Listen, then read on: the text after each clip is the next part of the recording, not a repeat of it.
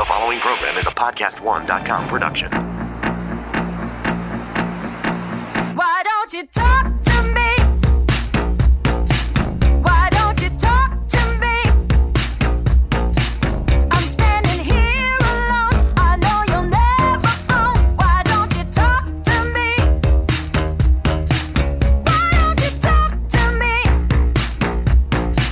Why don't you talk to me? Come say it to my face so we can leave this place. Why don't you talk to me? What you're thinking, I will never know. Now's the time for you to let it go. That thing that holds you tight. Scream at me for just one night. Why don't you talk to me? Why don't you talk to me? Come on and dig your hooks instead of dirty looks. Why don't you talk to me? Stop. You've got nowhere to go. No blame. You're listening to the Bret Easton Ellis podcast, and I'm here at the Podcast One Studios in Beverly Hills with my guest, Peaches. Dragging ourselves out of Avengers Age of Ultron, my millennial boyfriend, who rarely watches movies anymore, much less actually goes to a theater to see a film, his entertainment interests lying elsewhere, the idea of film culture no longer representing something that was at the center for him anymore, and that had been regulated off to the sidelines. He turned to me and muttered after being battered and bored by the Avengers sequel, "It's over. That's it for me. I don't ever want to have to sit through something like that again. I've seen that movie 100 times by now and I can't do it anymore. That was 2.5 hours of hell." Well, I somewhat agreed. The movie was never terrible, but it was monotonous in terms of how it felt. It had to somehow hit a series of the same notes that we usually have to sit through in movies like this. It just seemed so bloated, so repetitious, so overscaled. The Scarlett Johansson Black Widow and Mark Ruffalo, the Hulk relationship, non-relationship storyline added the film's only almost lyrical moments, and it seemed like it could have gone someplace emotionally, but we never feel it. And Joss Whedon, so widely praised for his feminist instincts, had somehow tripped up here. There was a squabbling backlash about Black Widow's origin story in social media involving sterility, and which some say so wounded Whedon he deleted his Twitter account, and which proves that you just can't please everyone all the time, and Joss shouldn't care. The movie was nowhere near as idiosyncratic as the first Avengers, which in its moment felt somewhat fresh, almost auteurist, and this one felt like a slog. I agreed with the 28-year-old. I'm putting a moratorium on superhero movies. So when I was reminded about a week later that I had been invited to the Los Angeles premiere of George Miller's Mad Max Fury Road, I expected him to say, forget it. But I was surprised when he said he thought we should go. Why not? It's a premiere. It'll be fun. And he seemed disappointed when I said I really wasn't interested before I ultimately confirmed our attendance. But of course he forgot that premieres are not fun. They are work, and you are a captive audience, usually waiting 35 to 40 minutes after the announced starting time in a seat you didn't choose, surrounded by people you may know and have done business with and can't stand, and expected to be well-behaved and part of the cheering team for a film you might not even like. And playing the corporate card can be a stifling experience. You're supposed to be rooting for the studio, for all the players, making upbeat small talk at the after party. Well, you can either enjoy that or find it constricting. The boyfriend had to be briefed about the Mad Max myth since he was born the year after the last sequel, the PG-13 Mad Max Beyond Thunderdome, the least of the films, which was released 30 years ago in 1985. And I couldn't believe it had been 35 years since I had seen The Road Warrior at the Bruin Theater in Westwood at a matinee the weekend it opened. The Road Warrior was in 1982, unlike anything we had seen before. The exploitation film redreamt by an artist is how the critic Pauline Kael put it. She thought it was at times an amazing piece of filmmaking, but she went on to stress that it didn't mean anything to her compared to the way it meant something to her male counterparts. She thought it was joyless and shallow, and not the great film many of her male counterparts were hailing it at the time. She believed a movie could be about something more than just a brilliantly executed car chase. She loved car chases, but she wanted something more that the men she knew just didn't care about, and she found something forbidding about the film and the way the audience and critics went gaga for it.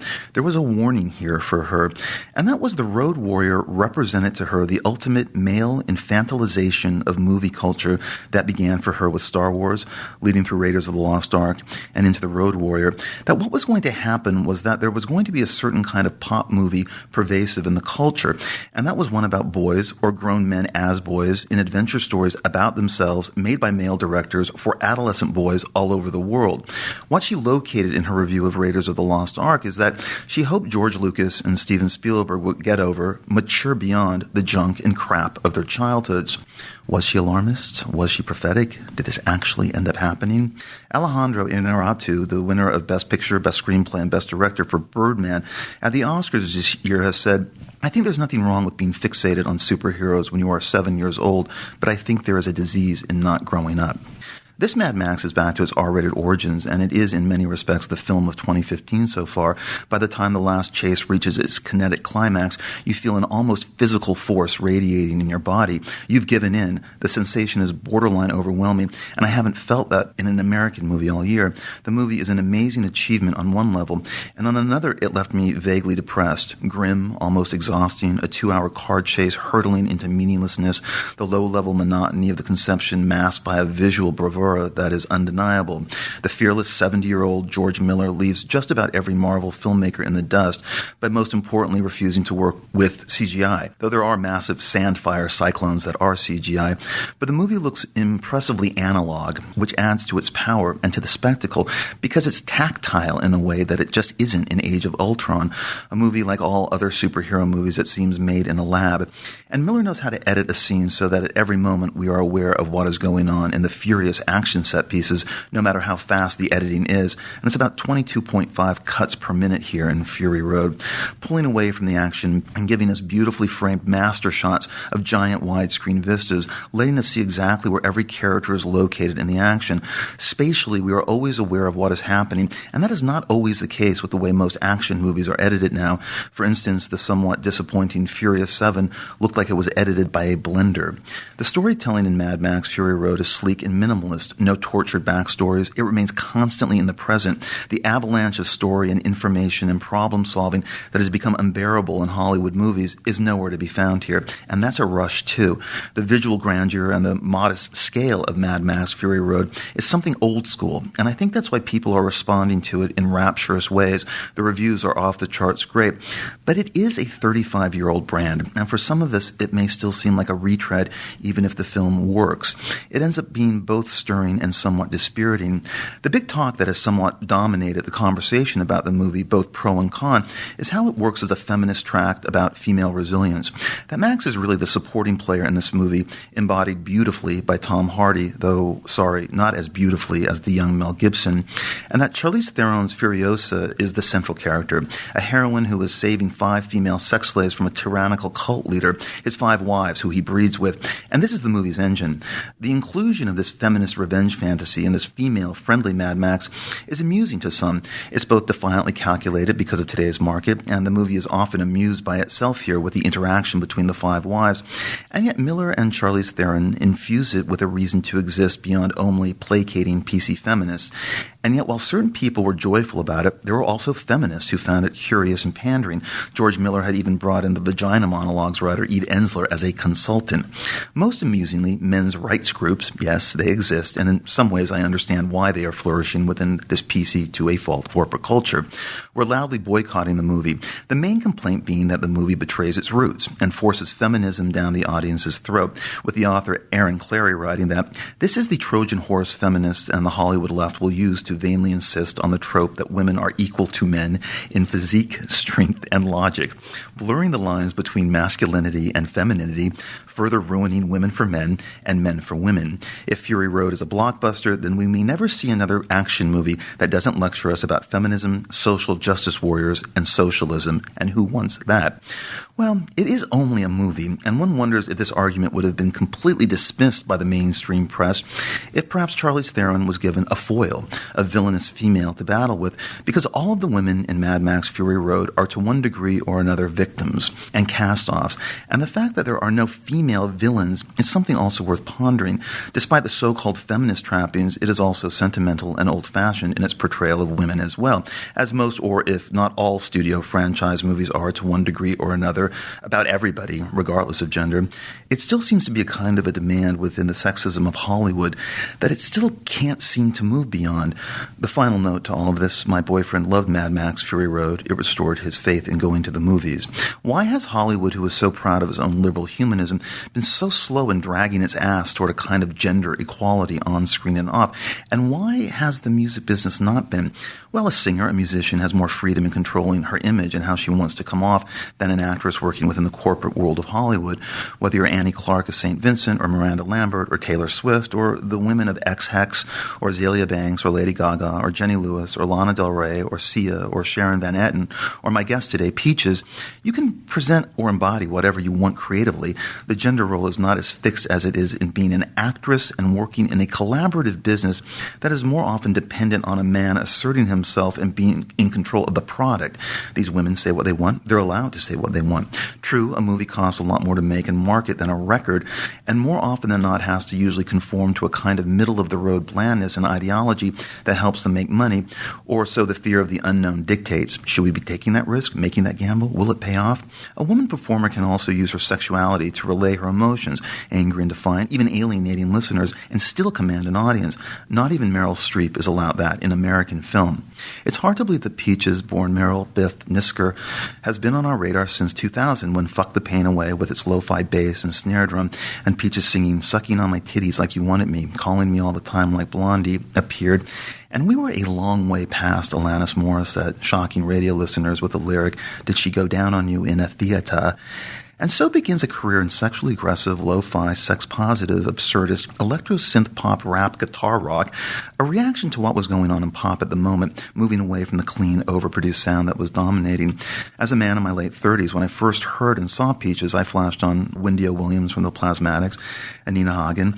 Let me tell you something Peaches sings on I Don't Give a Fuck. I don't give a shit. This was something new. This was something distracting, an erasure of second-wave feminism morphing into a kind of fifth-wave feminism, defiant, sexual, and completely unapologetic. Born in Canada in 1968, Peaches grew up on the outskirts of Toronto, the product of a father who was an accountant and a mother who studied psychology.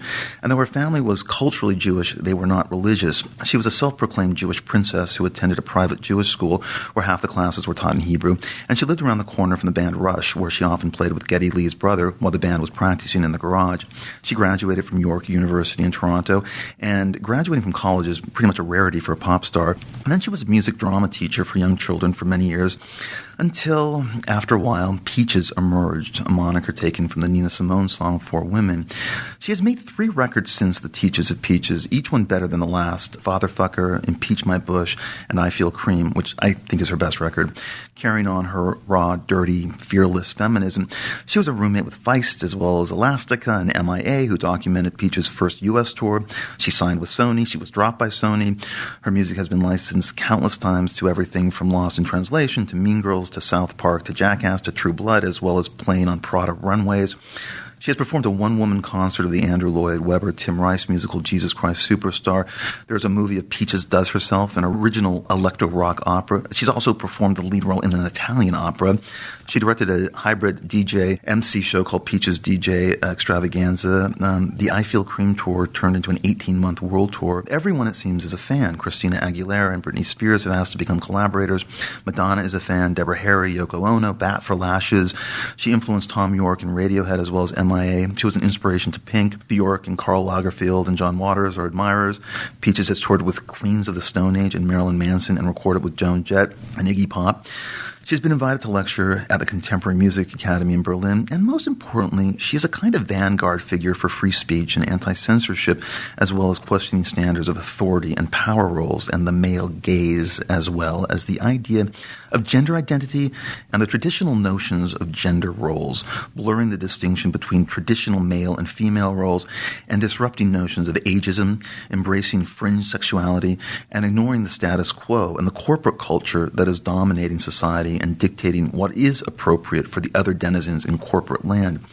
Peaches has an unrepentant rock and roll attitude that is the antithesis of the new rules of corporate culture, and she has always resisted what she's called and lamented the sanitized portrayal of women in popular music.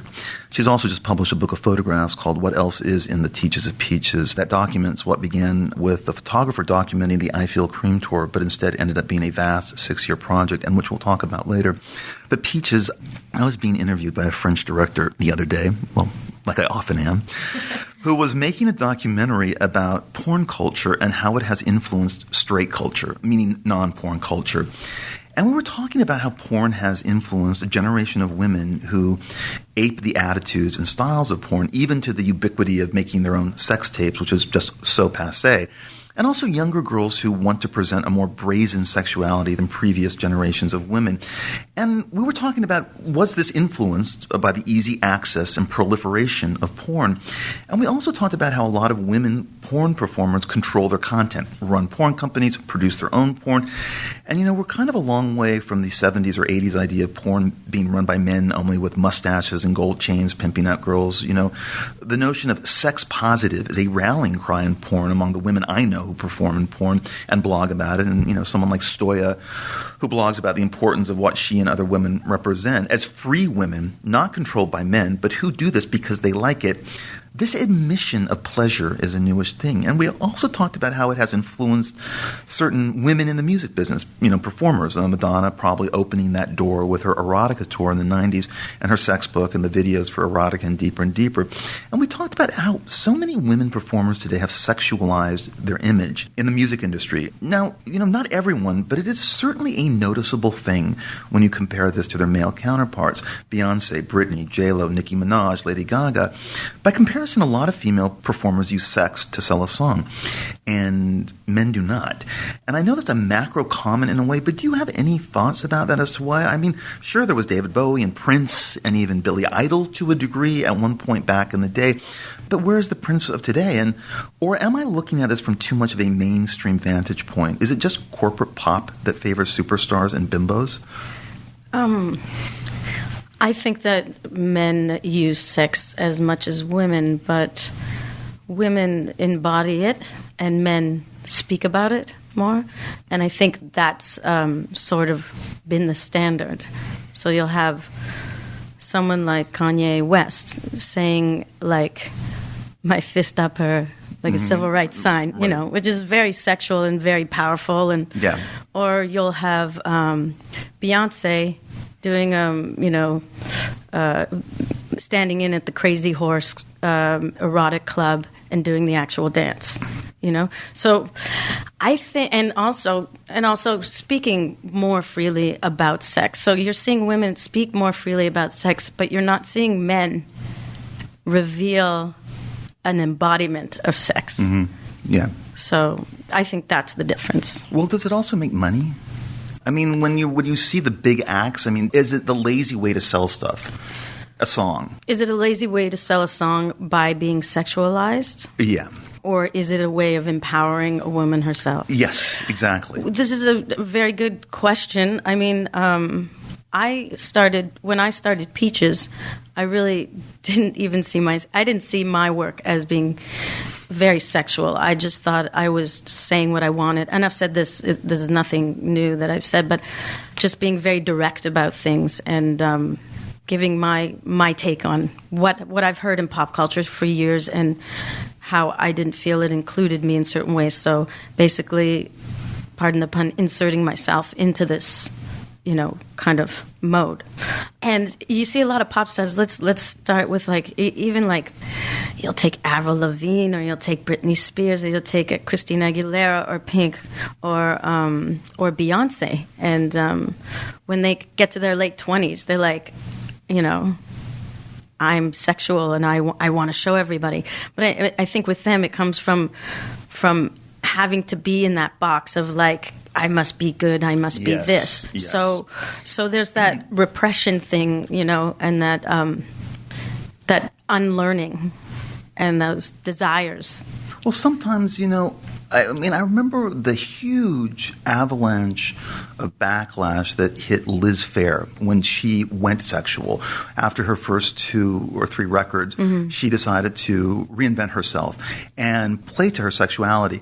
And she was universally attacked by the music press for doing that, where I thought that was a super conservative backlash that it was masked as a betrayal of her indie roots in a way that she made a big pop record and she wore, she was spreading her legs on the cover or whatever. Well, I always found her really sexual. Oh, she had completely. that, like Fucking Run. Great like, song. Yeah. So, this, I guess she was just trying it out. She'd already been the indie darling. She'd already, said fuck you to Exile on Main Street and made her own, or maybe said, I love this, I want to make my own version of it. And I guess she was just trying it out, playing. And you actually mentioned that I was on Sony Records. I was only Sony Europe. Sony, just for like a single. Right. And I had that experience because it was during the Teachers of Peaches. I was on a very indie label, and then this indie label who basically sold me out to Sony, and I didn't really know what was going on either. And I was like, great, we can also sell the album, but they buried the album, and we made a single for Set It Off, and of course my version of Set It Off wasn't good enough for radio or whatever. Mm-hmm. So they had a remix of it, and then we made a video. And just relating to the Liz Phair pop part, I decided they had me pick a video director, and I picked a very straight, a mainstream director in Germany, which is even more mainstream and straight, just so I could fuck it up, And I said, I'm going to make a video where I just grow all my hair. I'm going to start with my eyelashes and my hair, right. And you're going to see me get prettier, and then it's going to grow out of my, everywhere else. And it was such a struggle to that's all I wanted to do. I wanted it in a white, and they're like, no, we're going to do it in a club, and we're going to do it with club kids, and they're like, bring your friends. So I brought all my friends, and they're all real partiers, and started drinking and doing other things during the shoot. And then they brought some models in, and it was just this whole struggle. And then the video looks quite clean as I wanted it, but I wanted to add my dirtiness. But in the end, I don't know if it really worked. So I think maybe Liz Phair in that way too. Maybe she didn't want hair or controversy, but you want to try, and you see yourself still as yourself. Yeah, and you think that that's going to come through, even if you're in trying to embrace a pop or trying to have some irony on it. Right. Well, you famously said about Britney Spears, who through her management asked you, I think, to write songs for her, and you didn't want to because Britney kind of didn't reach out herself. And you were talking about the softcore porn images in Britney's I'm a Slave for You video. Yeah. And you've said that if you're going to give images like that, you better have the lyrics to back it up. I give it directly, but for some reason it's more acceptable to do it visually but not lyrically. And isn't that the opposite of music? And I'm interested in, what were you getting at here? And did you really want to write a song for her anyway, ever? Or was that ever going to work for you? It's after that, Britney got more and more sexual in her lyrics anyway. So, it wouldn't have been such a stretch to write something for her in the end. And I have different attitudes about that. If I can write it, I'll write it. It could be fun. It's something different for me, as long as I feel good about it. But at that point, I found it was still not her decisions, as opposed to someone like Miley Cyrus, the pop, right. Which is another more current example of somebody who was, Hannah Montana, and now is just fuck everybody, I'm doing whatever I want. Right. So, I just wanted the lyrics to back up the images. If you're really going to show this, is this what you really mean? Right. Do you really want to be gangbanged in your video by a bunch of dancers? Probably don't want to gangbang you. They want to gangbang each other anyway. Right. Well, look, we talked a lot about Miley Cyrus on this podcast, especially when the Wrecking Ball video was coming out, and we were all very pro Miley, and we like the idea that it is a refreshing fuck you attitude from a young female performer. That particular video I have problems with just because of the certain director. Terry Richardson. Yeah, I have The problems photographer, with Terry Richardson. Yeah. A lot of problems. But so I was disappointed that she used him as a director, and disappointed that Sia has used him for her wedding photos. You know, but that's my own problem. I love Sia dearly, and I'm actually really proud of what Miley's doing right now with her, helping homeless children who are kicked out of their house for being trans or gay. So. I just didn't really like the Wrecking Ball video because it was kind of boring and it just wasn't that imaginative. And I like the song. The song's a hit, how you look at it. But that made me think of it. We were talking about that video last year or whenever it was out, and we were also talking about the Blurred Lines video. Yeah, well that's what the amazing thing. It's a woman directed it.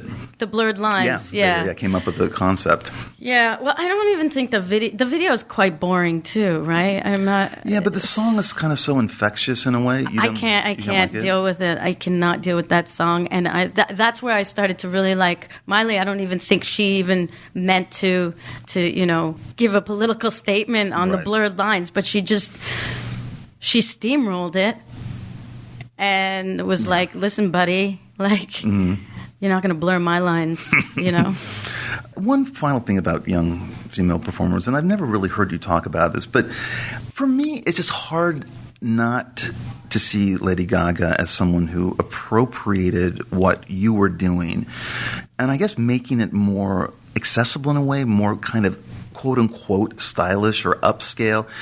Do you see your influence in her? And I can't imagine if you opened that door, what would she have been like? Did you ever sense that while watching when she first came on the scene? I'm not being diplomatic, and I'll get to a more direct response to Lady Gaga, but she has appropriated everything from the last 30 years that has been incredibly influential stylistically or even lyrically. So to be included in that in a way is there's something to be said for that.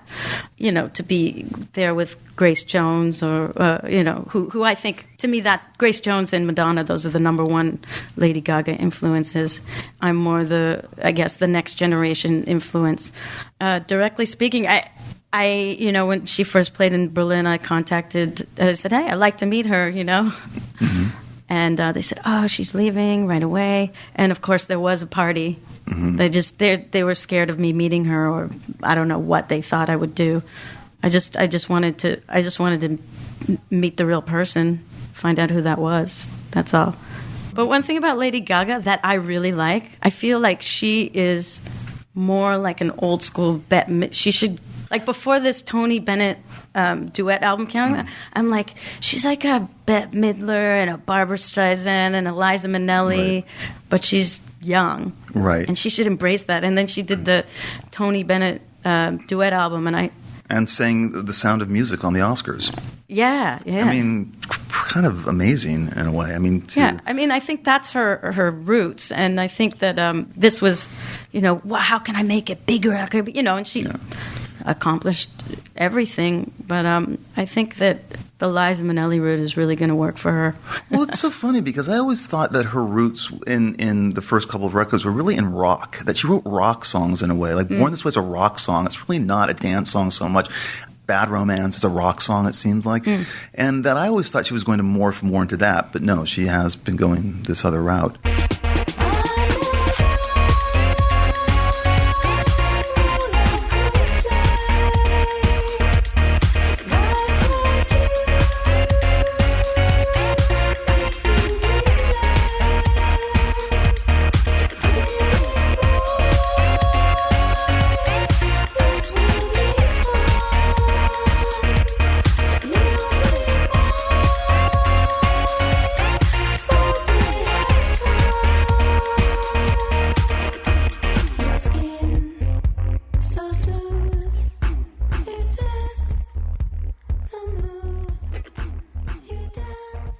On this podcast, I've had Carrie Brownstein from Slater-Kinney on, as well as Rose McGowan, both outspoken feminist icons, but in very different ways, which means refreshingly that feminists have many different voices. Isn't that amazing? It is amazing. Who guessed?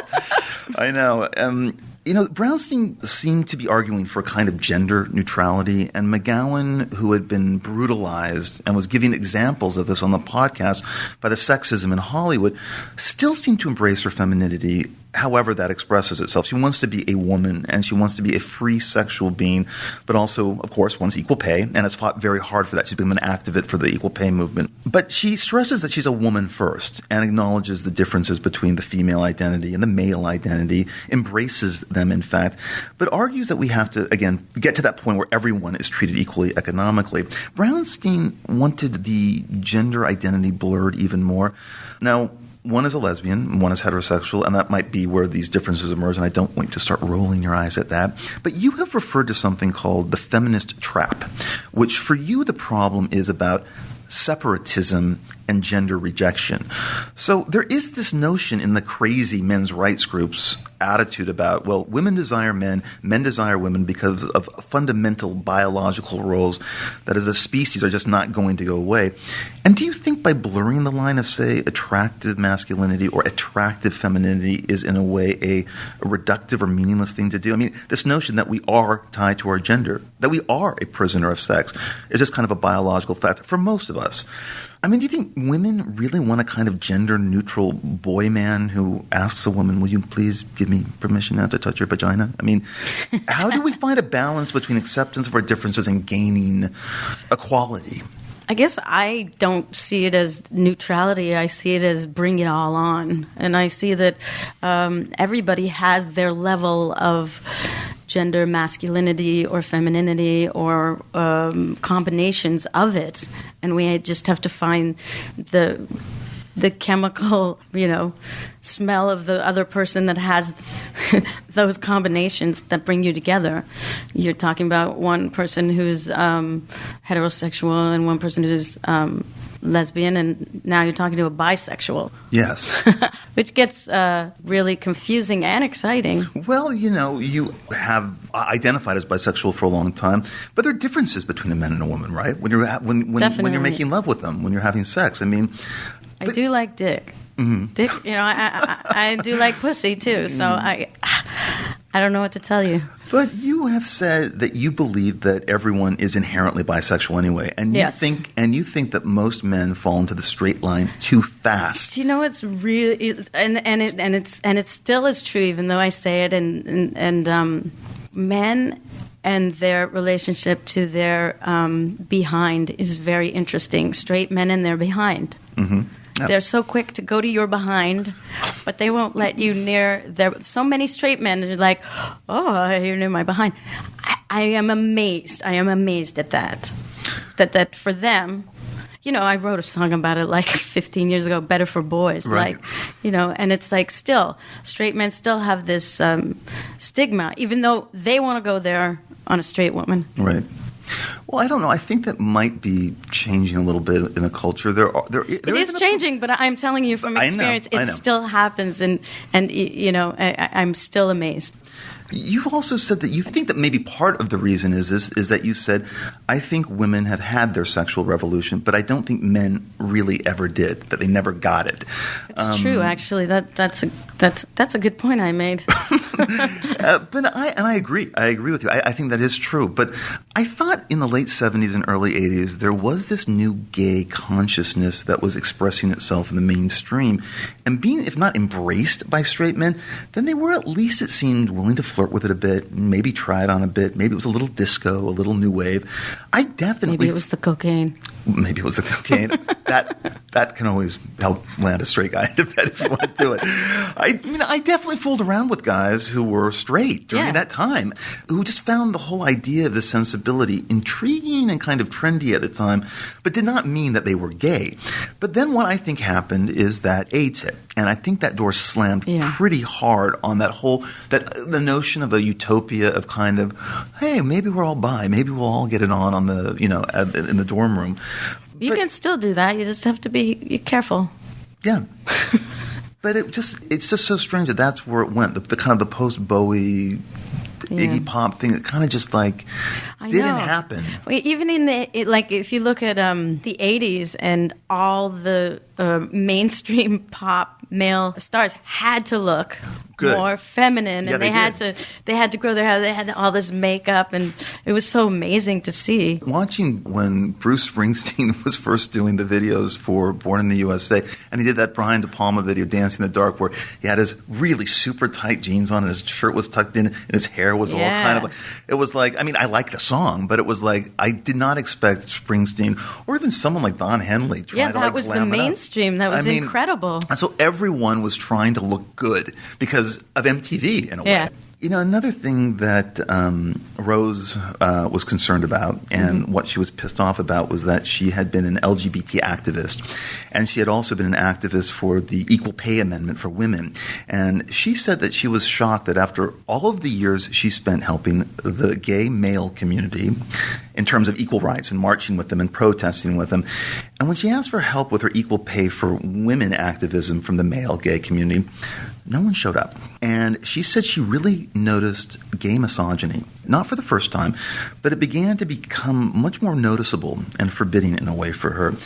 And as she was talking about this, I told her I agreed. I mean, I have gay friends, and I'm shocked sometimes at the conversations about women, and especially drag shows at times, that all the talk about fish this, fish that, and how drag can be looked at as kind of a grotesque exaggeration of femininity. But I agreed with her about this, and I said that gay men don't really want to talk about this because they don't want to look at themselves critically, not in this moment. There is a kind of corporate gay that the mainstream likes to sell, and they don't want it tarnished right now. So everyone kind of in the mainstream becomes a kind of bland gay robot. But, you know, I thought Rose was kind of right. And when I spoke sympathetically to her and I said, as a gay man, she bristled and said, okay, but you're a man first. And not only is there horrible misogyny in the straight world, again, using countless examples of Hollywood misogyny, but she argued there was also misogyny in male gay culture, and that has to be called out. She came to expect it in Hollywood, but she didn't expect to be confronted by it in gay culture. And so she said that she was kind of hurt that she gave all this time to a cause she believed in, gay rights, and that when her cause came up, no one was there. And she said dismissively that what did it all mean in the end? That I gave you all my time so you could stand on a float somewhere in an orange Speedo on Molly.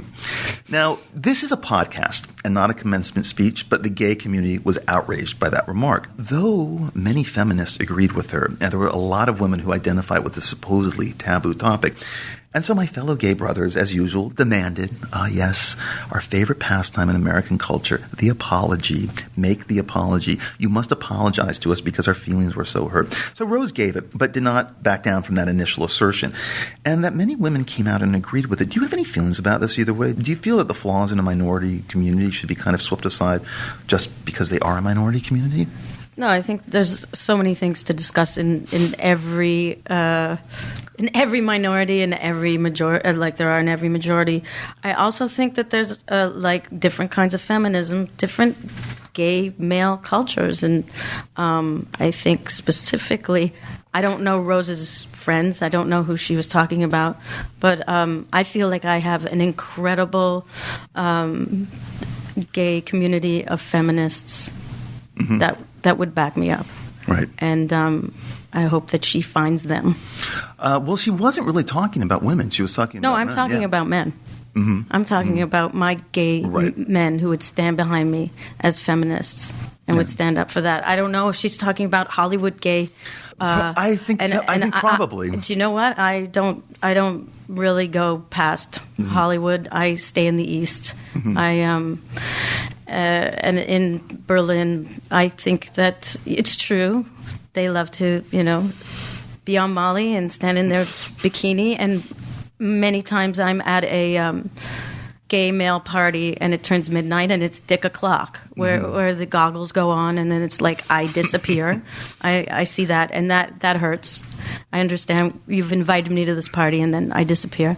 But I know a great community of gay men who would support me in that. Well, she said they're a great community, and they're all, none of them are not friends anymore, but it was just sort of this notion that it was men first, just like that party where, okay, we're going to screw each other now. Dick o'clock.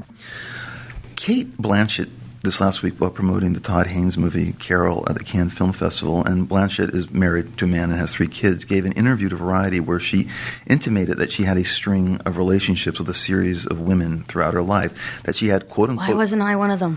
Damn it. That she had, well, I'll tell you, that she had, quote-unquote, many relationships with people of her own sex. And this made news and was briefly, if loudly, championed on social media. How cool. Kate's bi. However, Blanchett retracted the statement and released a press statement saying that she meant only that they were relationships, only that. None of them were sexual. However, the journalist who conducted the interview tweeted that when he asked Blanchett if she had any lesbian experience, she had said, quote unquote, many, many times. Kate Blanchett also says that sexuality is a private affair. And what happens these days, and I'm quoting her from her press release, is that if you are a homosexual, you have to talk about it constantly, it seems. It has to be the only thing you put before your work and any other aspect of your personality, and implying that this shouldn't have to be where we are. And then she added quite ominously, we are living in deeply conservative times. If you think otherwise, you're very, very foolish. And I don't know why she backtracked. I mean, she's promoting a movie where she plays a housewife who's in an affair with a younger woman. So maybe this was some kind of PR thing she was fooling around with. But everyone talking about it in social media was really psyched by this, ultimately untrue admission. And yet I thought, would they have been as psyched if Eddie Redmayne or Rob Pattinson or Miles Teller or Bradley Cooper or Michael Keaton or Zac Efron had admitted the same thing? And you just have to come to the conclusion, I don't think so. I mean, there still seems to be a kind of double standard about lesbian sex versus man-on-man sex in mainstream culture. Mm-hmm. And I think the social media reaction would have been vastly different if a man had said that, and probably harmful to his career to a degree, even in our more enlightened age. And I think there would have been a recoiling from that. And how is that still possible? I don't know. This is actually what I'm saying about the still needing You're talking a about the male sexual revolution. And because it still is a patriarchal society, and that still is the upholding. So if a woman says she's with a woman, that's okay, because that's not the pinnacle which needs to be crushed. It's just interesting that there was such a rallying cry. There was no negative press at all about Kate saying that, none. And then there was kind of a backlash that when she kind of took it back. I'm still confused. So she didn't, or she had relationships, friends that were women, and then she also had lesbian experiences with different. I'm very confused. She just said in an interview when the interviewer asked her, "Have you ever had a relationship with women?" and she said many, many times, kind of implying that they were sexual. And then when that came out, then she had to backtrack for some reason. I don't even know why she had to backtrack or whatever. But I don't even know. We're talking about why this is an issue, and should sexual practices be private? And why is everybody hung up on this? I know. Why is it hung up? That's why homosexuals talk about it so often. That's why I talk about it so often. It's just like, what is the big deal? Why do we still hold to this and basically religious notion of what sexuality is? Religious notion. That's it. But that's the problem. It's ridiculous. I did not grow up with a Christian religious notion. Not that Judaism is any more, lenient on the subject, but it's so. In a way, I have this little bit of a, and also being from Canada, so I'm kind of like looking in a little bit. Right. Watching, the incredibly compelling, I thought, Bruce Jenner interview with Diane Sawyer a few weeks back, it was kind of a reminder of how quickly assimilation happens now in this new digital era, and how information passes so quickly and in such a huge way that we are intimately introduced to notions and ideas that we might have not cared about or looked for, or maybe had suspicions about but didn't really care enough to look into them. And I definitely think this is how the gay rights movement has flourished in such a short time in the last decade. The availability of information, the access to information can easily personalize a plight, a problem, a minority, and the information lets you almost effortlessly in, and you can decide about something for yourself very, very quickly now. And certainly that is now happening with the transgender community. I dated briefly someone who was a male model in New York, much younger than me, and not bragging, not complaining, just a fact, and who I remained friends with. And after a few years, he told me he was going to transition, and that it was only a matter of time. And he'd always felt this way, and I have to admit, I didn't get it. I thought, why would this beautiful dude go this route? He's crazy. And friends of mine and I would occasionally crack a joke or two whenever his name came up. And I thought nothing of doing that. This was 15 years ago. Nothing of doing that, of cracking a joke about this obviously unstable individual. I thought it was totally fine and normal to have that attitude. Now, of course, there has been an erasure of this attitude in the culture because of the visibility of transgenders. And for me, it really hit home when I was watching a talk show on CNN and Thomas James Gable was on. Thomas was the lead singer, the lead singer of one of my favorite bands, Against Me, which is kind of a hard pop punk band that should have been bigger than it was, a kind of a more rock and roll Green Day kind of, I guess. And Thomas James Gable was, I thought, quite good looking in a very masculine rock and roll way. And I was not only attracted to him as a performer, but also as a man. And I hadn't listened to the new record yet, Transgender Dysphoria Blues, but I had somewhat paid attention to the fact that he was about to transgender or already was in the process. And I saw him on this talk show as Laura Jane Grace with long hair and makeup, and she was going through hormone replacement therapy. And it was a moment, a revelation, listening to him describe the pain and the fear of being trapped in a body that is the wrong gender. It was the moment that I got it. And it was because he was visible and articulate. And I felt that the Bruce Jenner interview was a confirmation as well. And as a man of a certain demo, I was really moved and thought, whoa, you're late to the party, Bret. But I guess what I'm asking you, first of all, did you watch the Jenner interview? And do you think it is the game changer that so many people in the mainstream seem to think it was? Because there was a lot of noise in social media from transgender people that wished it had been anybody but Bruce Jenner, that this rich, white, privileged Republican was not the face for the transgender community, that he is not representative by any means. But isn't that why it was so necessary in a way? I don't know. I mean, isn't that this can happen to anybody? Yes, it can happen to anybody. Anybody is trapped in their body. You know, I grew up middle class, spent the summers by the lake, renting a cottage beside one other family. And there was one other friend I had for, I'd say, 7 summers. I spent the summer with the same friend. Her name was Susan Allen. And since we were 7, she told me, I am a guy. Since she was 7. She's like, watch how hard I can hit you. And she'd punch me in the stomach and wind me. She's like, see, I'm a guy. And I would just like, from a very young age, I was watching this friend of mine who had the same body build as me and the same sort of life I did transform herself into a man. In a time, this is like, you know, late 70s, it was like 70s and then into the 80s. And what she had to go through to become Sean. You know, at 14, she told her mother she was a lesbian. She was kicked out at 16. You know, she didn't really get how to go about this. But at 18, she came over to my house and lifted her shirt and said, look, my breasts are gone. It was, you know, to me, it was a natural progression because I had watched her grow up and watched him become himself. Unfortunately, he died.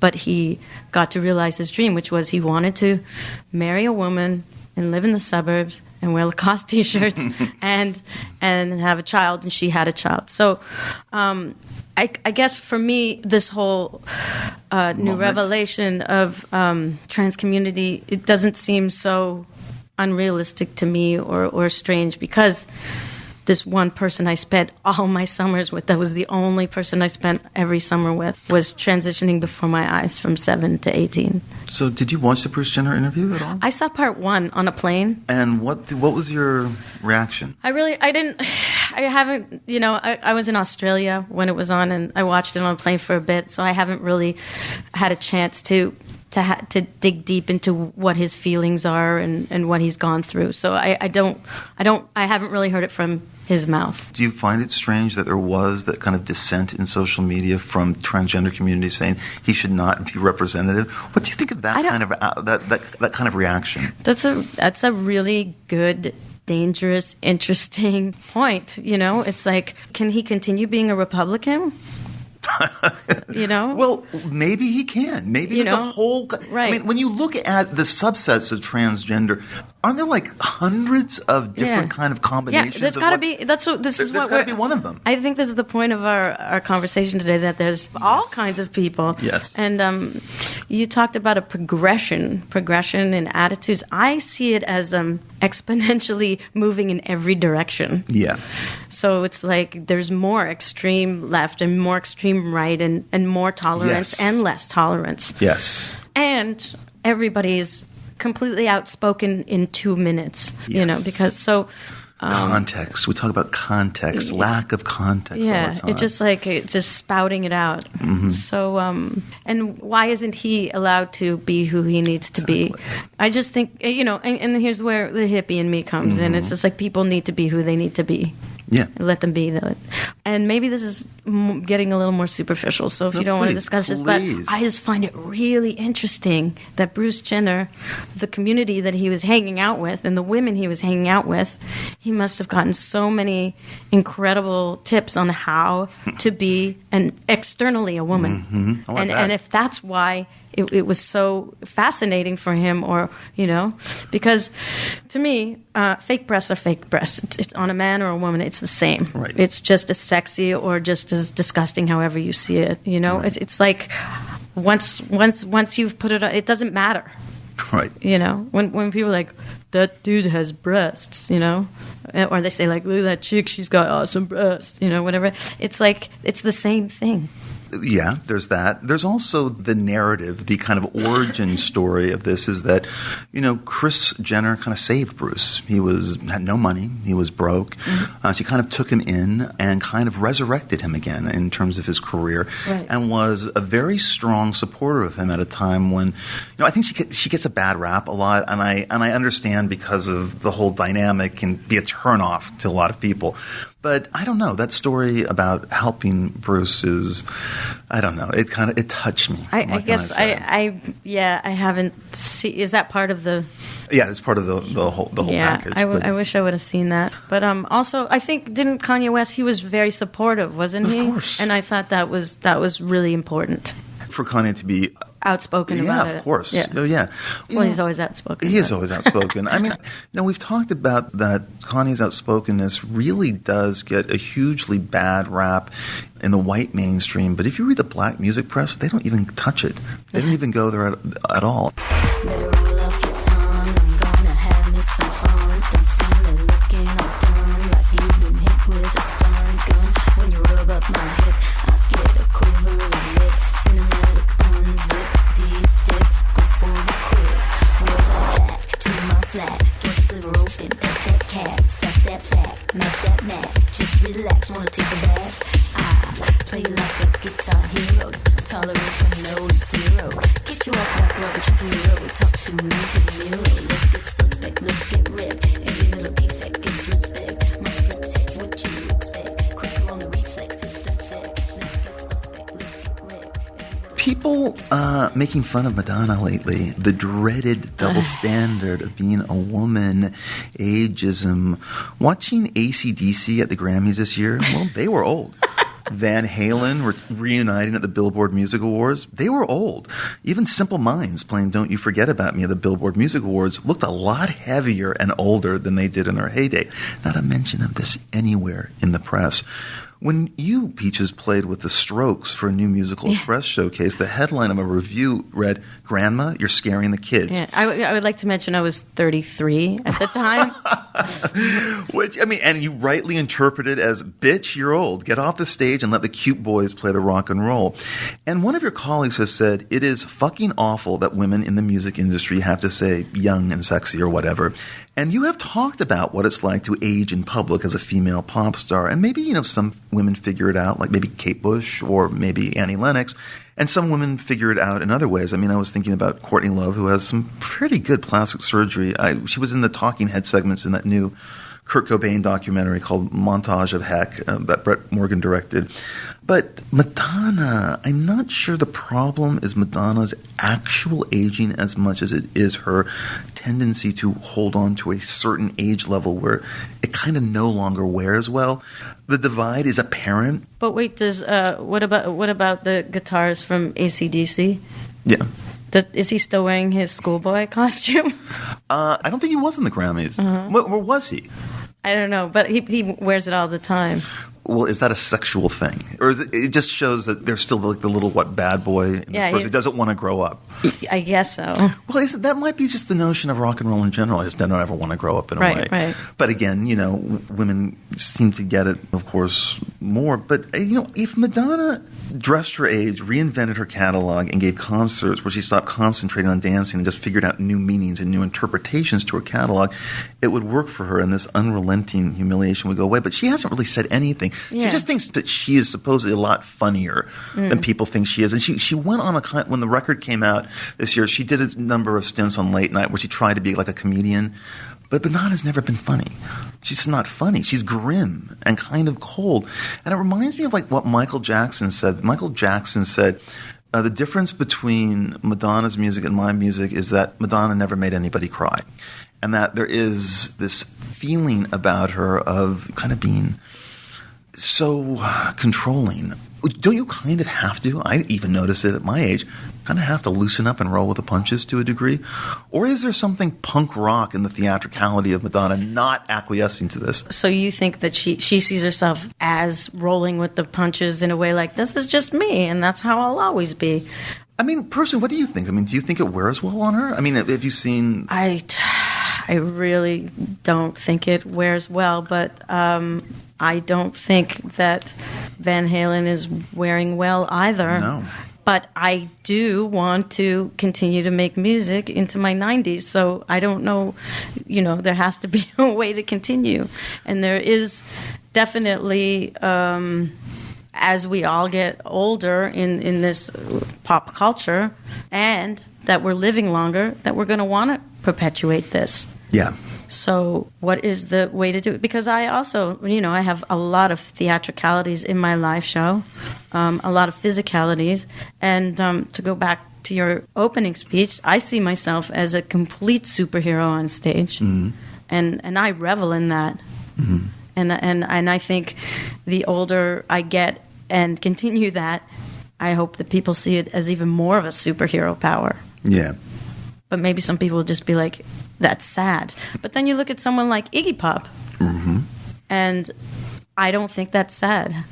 No, not at all. Well, like I said, I look at someone like Kate Bush, who did a run of shows just now. I went twice. That are kind of amazing, and she did find a way. Yeah, to kind of like land. But, I looked all over to try and find the Jesus Christ Superstar concert you did, retitled Peaches Christ Superstar. There's a little bit here and there, but I would have loved to hear you sing Everything's All Right or I Don't Know How to Love Him. And fantasizing about this, I wondered, would you ever record an album of standards like that or write ballads or pop songs like that for record? I know you wrote folk music before Peaches. You have a great voice. And while listening to your records, I kept thinking, does she ever want to do like a Dancing on My Own or a Born This Way or a Beautiful Stranger or whatever? I mean, I have a new song coming up on this album. Rub. The album's called Rub, right? And I think it's like my Dancing on My Own. It's called Dumb Fuck. Uh-huh. And I think that in the last album, Lose You was also... I totally agree. My, secret guilty pleasure, I am like a karaoke addict. Mm-hmm. I even have a karaoke show where I sing Wuthering Heights and, Bonnie Tyler. And I've done like major bang, bang, bang DJ sets where at the end I'm always singing Private Dancer to a piano just to kind of say like, hey, guess what else I can do? Right. When I started, I made sure that I didn't do that. I made sure that I didn't use my voice in that way because I didn't want to be seen as a singer, a female singer. I had something to say and I wanted to be the producer and I wanted to, So that was probably the only way I was calculated in being, more like, how can I be more like Chrissy Hynde, where it's just like her voice is cool and it's not, than someone like Barbra Streisand, who I grew up on. Right. Yeah, that and Neil Diamond and a lot of things that your parents were listening to at the time. Yeah. You know, I'd heard all the records, but I forgot that you had done the Alanis Morissette parody of My Humps called My Dumps. It's gorgeous. You know, Well, it sounds gorgeous. Actually, I didn't sing the My Dumps, the slow one. That's not me. That's Inara The one, George. Yeah. Okay. But yeah, that's amazing because that needed to be done in 24 hours. Why does it say your name on it? It says Peach. It's my version. Okay. But it had to be done in 24 hours because Alanis Morissette had put out that one, and I had done a parody of My Humps, which was fine, and made a video. And then Alanis Morissette did the slow version, so I wanted to be the first person to do a parody of a parody. But I know I only had 24 hours. So I had Greg Kirsten. I asked him if he could play it on piano, and he was on tour with Bird and the Bee with Inara George. So they're like, so I was like, could you guys just do this? And I have the video ready, and But I have to sing that live, that version. It's beautiful. Well, being a fellow Canadian, what do you think of Alanis Morissette? Yeah, that's, don't you think Jagged Little Pill is kind of like a perfect pop record? I would love to hear what you have to say. I mean, at the time, I loved it, and I don't think it's great now. I think it's fun to listen to. What I like most about Alanis Morissette, I think she's a really good actor. I really liked her on Weeds. Oh, right. I wasn't watching it then. No, but she looks a lot like my first girlfriend too. So I have a soft spot for her. So that's resonant. We talk about movies on this podcast, and I wanted to ask you about one of my favorite films, Phantom of the Paradise, the Brian De Palma rock horror movie from 1974, and that I have talked about on the Ty West episode of this podcast, and how it kind of blew me away when I saw it at 10. And has remained one of my favorite movies ever since. How do we relay what's so special to get people who haven't seen it to watch this movie? And what was it for you when you saw that flipped a switch? It changed everything. I think that everything I do is based on that movie. I really do. It's funny because I got a pair of grills, and then I just couldn't stop going, Phoenix. First of all, it's dirty. You cannot make that movie now. The way they talk about drugs is amazing. I just showed my 28-year-old roommate that movie for the first time this weekend because on my personal Facebook page I have the Phantom getting, with all the analog gear behind him, and he was blown away too because I was nervous. I'm like, God, is this just going to be dated for a 28-year-old? And he was just like, what? How do they make movies like this? I don't understand. My 28-year-old boyfriend, I showed it to him this year too, felt the exact same way. He totally responded to it and said, you mean that came out in the theater? That was like a big, I said that was one of 20th Century Fox's, I think, movies of the fall. And I actually remember, and I've talked about this on the podcast, and it kind of shows the differences where we are now, is that I walked alone at 10 to a theater, paid money by myself, no one was with me, no one watched, and bought something at the concession stand, walked into the theater at 10 and sat there and had my mind blown. And I liked it. Yeah. I thought the movie was really cool. I felt adult kind of watching it at that age. I cannot imagine that happening now. I cannot imagine that scenario happening now. I can imagine kids responding to Frozen, but I don't know if they would respond to a bloody, kind of sexy... It's incredible. I remember that scene where there was like, they had audition and all the women were sitting around, and I felt funny in my pants, and I was also 10. And and I went there actually with my friend Susan that I was telling you about, and we also, in the summer we just walked to the theater, they let us in. It was a double bill with Rocky Horror Picture Show before it was a cult movie. Right, because Rocky Horror Picture Show came out that year, 75, and did not become a cult movie for many years after, But it's just the notion that we were young and we could go see movies like that, and they didn't trigger something in us. We didn't have to find a safe space. Safe space. Where's my safe space? No, we were open to it. I had the same feeling when I saw Tommy. Oh yeah, Tommy Ken Russell. That same moment, that same year. The Gypsy Acid Queen scene. Unforgettable. Yeah. So that's exactly. See, I went to theater school. I wanted to be a theater director and make a cool musical. And I decided that it's easier. This was not calculated at all, but in the end, I was like, I don't want to work with actors. I could be my own writer and producer, director, performer, and became a musician.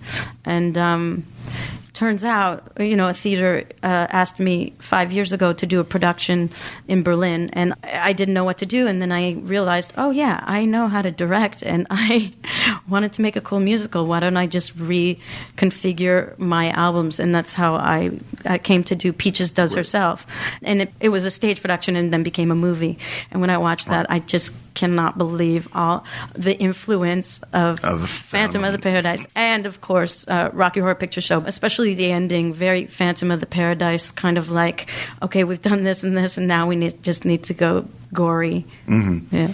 Well, also, the songs are good. The soundtrack's really good. Of Phantom of the Paradise. Yeah, well, most of it is good. Well, a lot of it's a pastiche. Yeah, You know, but it's true. I even liked it better when I did too. This weekend. I was like, oh yeah, and he's like, God, they sound so familiar. I'm like, yeah, he wrote a bunch of Carpenter songs, and he's like, oh yeah, that's what it sounds like. Right. It's just I wish that Jessica Harper didn't do that chicken dance. Yeah, you mean at her audition? The audition. Yeah, that audition. She does this I chicken know. dance. It's I know. But getting his head stuck in a record press, and then also the history of music and how, you know, when music was a big production, and how the Phantom gets his voice back, and Paul Williams at the big mixing decks, you know, like filters and, you know, all that romanticizing music too. Just deliriously 70s in so many ways. I mean, it's a great movie. You know, you've described yourself in the past as, quote-unquote, so Canadian, and you've talked about Canadian politeness. What is the Canadian spirit? What does that mean when you say things like that you're so Canadian? Sorry. Oh, sorry. Sorry. Saying that a lot. You know, Australians do it too. Mm-hmm. There's something really inherently polite in the same way that Australians, as crazy as you go, whoever you are, there's something where you know you still have to be sorry or something. Right. Or I don't know. Right. I also feel like it's a grounding. I feel grounded. I'm like, look, I'm Canadian. What are you going to do? Like, I'm not trying to be anything else other than myself. And I'm not from LA. I'm not from, I don't know, somewhere exotic. Right. I have met Canadians where I feel that it is almost mask-like, that the politeness is covering something else, a much more wild, crazy, internal thing going on, and that there is this kind of reserve and politeness. And I dated a Canadian for a year. I dated a Canadian. That's the name of a song. So my boyfriend was Canadian, and I mean a real Canadian. And, you know, we went out for about a year, and I couldn't get over how passive-aggressive I felt that he was. It's true, the passive-aggressiveness. Very nice guy, I will say. But it's true, yeah. And I'm sure, you know, even saying this, I'm like, oh, poor Canadians are going to hate that I say this. But even though Toronto is a huge metropolis, it's like the big city of Canada, I feel like sometimes when I go back, people are like, oh, so you moved from Toronto, huh? how you like it there in LA? Or how you like it there? And you know, that's kind of like you left us. Right. Why'd you leave us? What's wrong with us? Look, I've come up against it a lot. When I was working briefly with David Cronenberg, who's a very nice man, very polite, but his imagination is insane. Incredible. It's so, like, out there. And even, like, with a comedian like Norm Macdonald, who seems like an affable guy, but then when I said something about, I think I said that Alice Munro was overrated after she won the Nobel Prize for Literature, Norm just went after me on social media, like, looking for a fight. And it was like, this is the Canadian spirit, I think. I don't know. I mean, it just in those examples that I've had, there was always or he just really likes Alice Munro. Which is completely fair. As the theme of this podcast has been inclusion. Inclusion. Everybody, you know what? No matter, be who you are, say what you want. I know it sounds so hippie, but it's just, why is it so hard to be inclusive? You know, I always think of John Waters and his incredible line, why do they call it coming out? Everybody should just come in. Mm-hmm. Yeah. Okay, I do want to talk about what else is in the Teaches of Peaches. Holger Talinsky, who did this book. Now, it was originally just going to be just fall in one tour, right? Not even. He was just like, hey, you know, I'm a photographer. He's quite young. He was also like a skater kid and, you know, just looking to hang around. And he was just like, can I come film a show? Your shows look pretty cool. And then he turned out to be just a really nice person and take great pictures and be very helpful, but also learn how to be out of the way. And he didn't make it about himself. Right. He charmed us in a very honest way. And I say us because it was, more than just me, my life, my people, my band, my world. And he just said, if you're ever doing anything like sick in bed all day, or you're smoking a joint, or you're hanging out with your family, or you're singing karaoke, or call me. I want to be there. And how long did he end up sticking around in terms of like photographing you? And what is the time span of the book? It 6 years. So it begins with the I Feel Cream tour? I Feel Cream tour, and then I took a break from making albums because I'd been doing make an album for a year and tour it for 2 years, on and on and on. And then it turned out to be that's when I did Peaches Cry Superstar, the one-woman show, originally with Chili Gonzalez on piano. Right. And then the Peaches Does Herself and Orfeo, where I was asked to sing the lead role as the male lead role is the first Italian opera in ever. Italian. In Italian with 6 other opera singers. Yes. So I had to study that for 6 months. I didn't do anything, just learning the difference between and in Italian, which I still don't know if I said any of those vowels correctly. And I don't read music, so I had an incredible teacher who taught me every song from the last line to the first line. And why do you work that way? Because to me it was so foreign anyway that when I learned the last line, the melody, if I learned the line before, then at least I could sing the line after and feel a sense of accomplishment. Right. I thought that was such a cool way. So when you learn the first line, then you can sing the whole song. Right. Also, I produced this girl band from Taiwan called Go Chic and started a whole new... I got asked to DJ a lot, which every time I DJ'd, people said, why aren't you singing? So I ended up doing a whole new show, which was DJing and singing with 2 dancers, and traveled around the world with that. And there's just a lot went on. And why did you decide to put this book together? Well, he wanted to put the book together. He made a dummy book for me maybe 4 years ago. And then there was a lot of things that I didn't feel were representing me. We spent probably a year editing, putting pictures on my floor in my house and deciding what is a good picture technically, in his opinion, and to me, what makes me feel or what I think represents me. And we had to come to an agreement of what is going to represent me and be a good photographic story. Do you like it? I do like it a lot. Yeah. No, my boyfriend liked it too, and he's a big fan as well, and he's a musician as well. So, how do you make money in the music business? How do you make money in the Borscht Belt. That's it. Just keep touring. It's a Borscht Belt. That seems to be the answer of a lot of musicians who come on the show. Yeah. But that's always been my thing, to just keep touring, because I never really sell a lot of albums.